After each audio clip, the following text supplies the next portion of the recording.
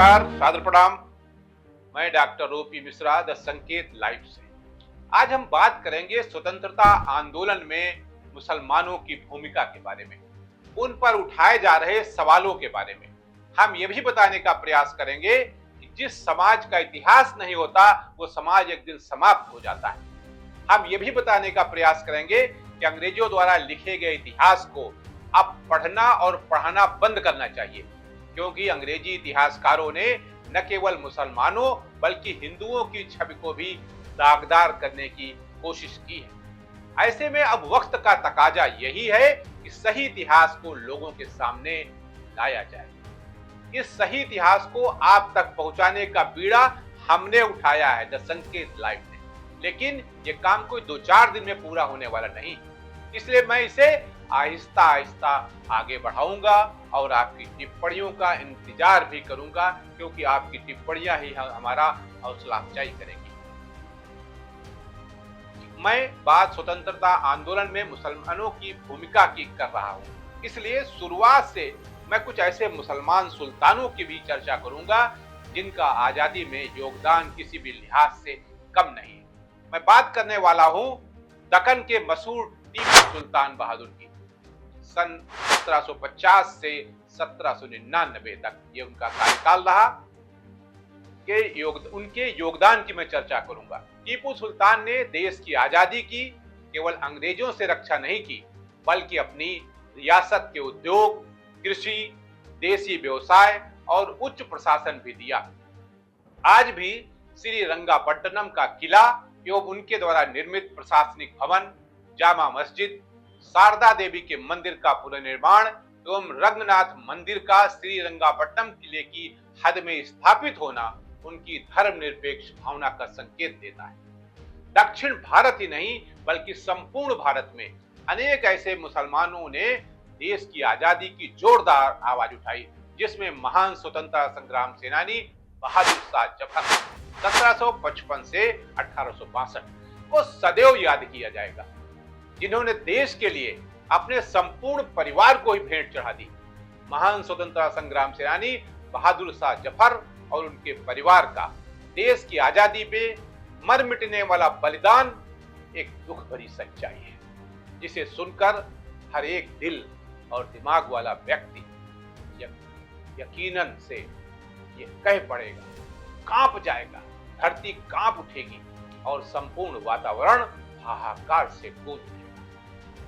Major Hudson Zafar साहब के शहजादों को मौत के घाट उतारकर तथा 3 शहजादों के कटे हुए सिर रेशमी से कपड़े से ढककर जब बाप बहादुर शाह जफर को भेजा था, कैसा महसूस किया होगा उसने, उस शहंशाह ने, उस स्वतंत्रता संग्राम सेनानी ने। जानते चले कि मेजर हडसन ने उसके बाद घमंड के नशे में बहादुर शाह जफर का मजाक उड़ाते हुए उसके सामने एक शेर पढ़ा था।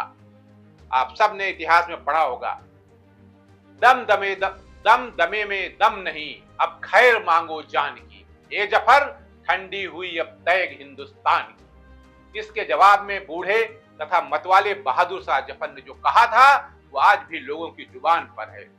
गाजियों में बू रहेगी जब तलक ईमान की, गाजियों में बू रहेगी जब तलक ईमान की, तख्त लंदन तक चलेगी तैग हिंदुस्तान की। यहाँ गाजियों का मतलब सैनिकों से है, तख्त का मतलब राज सिंहासन से है और तैग का मतलब तलवार से है। एक ऐसे स्वतंत्रता संग्राम सेनानी को बुलाया जा सकता है क्या? शायद नहीं, बिल्कुल नहीं। इस तरह अपनी मौत के वक्त भी रंगून जेल की काल कोठरी में अंतिम सांस लेते हुए बहादुर शाह जफर ने मायूसी भरे शब्दों में कहा था, कितना है बदनसीब जफर दफन के लिए, कितना है बदनसीब जफर दफन के लिए, 2 गज जमी भी न मिली हुए यार में। आज जब हिंदू मुसलमान की राजनीति देश में चरम पर है, राजनीतिक दलों के नेताओं ने समाज को बांट कर रख दिया है, एक दूसरे के दिलों में एक दूसरे के प्रति संदेह के बीज बो दिए हैं।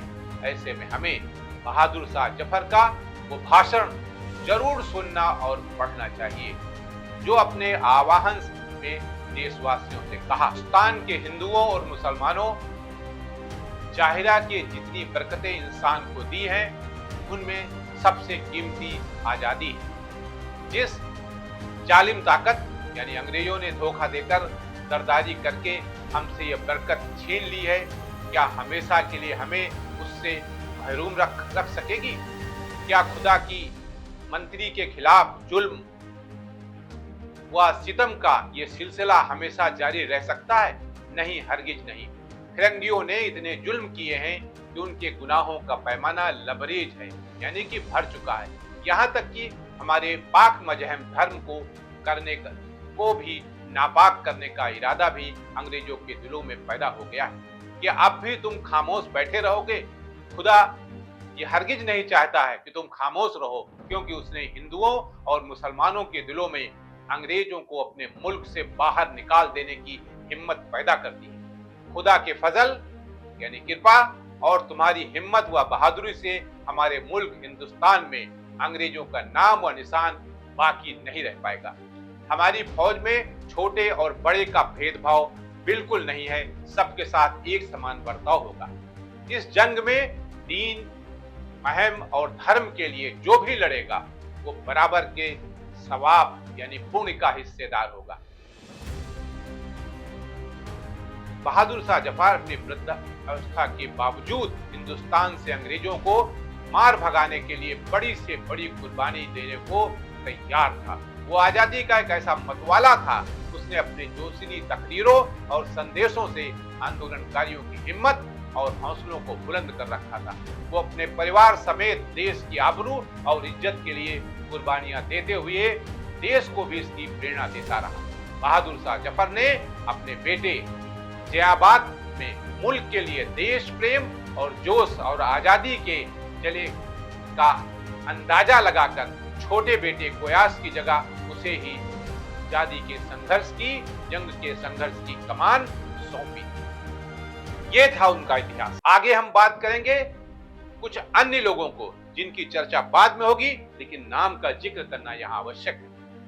शाह वलीउल्लाह साहब मुहद्दिस देहलवी, शाह अब्दुल अजीज देहलवी, शेखुल हिंद मौलाना महमूद हसन, मौलाना उबैदुल्लाह सिंधी, मौलाना बरकतुल्लाह भोपाली, मौलाना फजले हक खैराबादी, मौलाना कासिम ननोतवी, मौलाना मोहम्मद अली, शौकत अली, मौलाना अब्दुल कलाम आजाद, सैयद अहमद शहीद, शहीद अशफाकुल्लाह खान वगैरह वगैरह, ये वो लोग हैं जिन्होंने देश की आजादी के बारे में अपना सब कुछ लुटा दिया।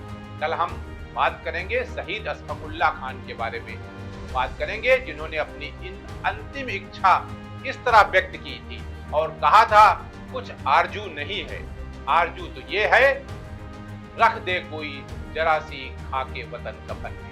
आज के लिए इतना ही, नमस्कार।